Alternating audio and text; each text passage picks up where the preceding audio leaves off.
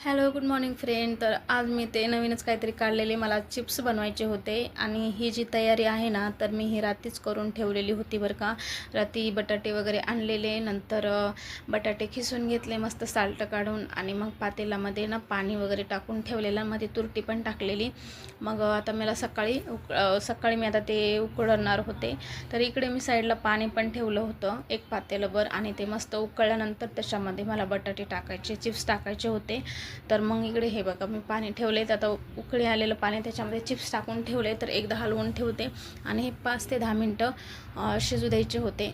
म्हणजे 40 ते 50% फक्त आपल्याला हे चिप्स शिजवायचे असतात.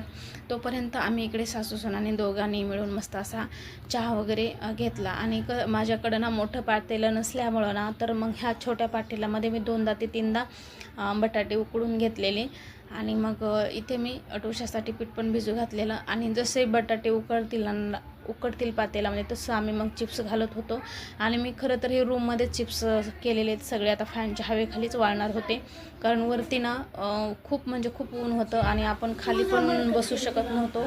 कारण वरती ना टेरिसवर पाखरं वगैरे भरपूर असतात, त्याच्यामुळे तेवढ्या उन्हामध्ये मी आईला पण बसा म्हटले नाही आणि मी पण नको म्हटले.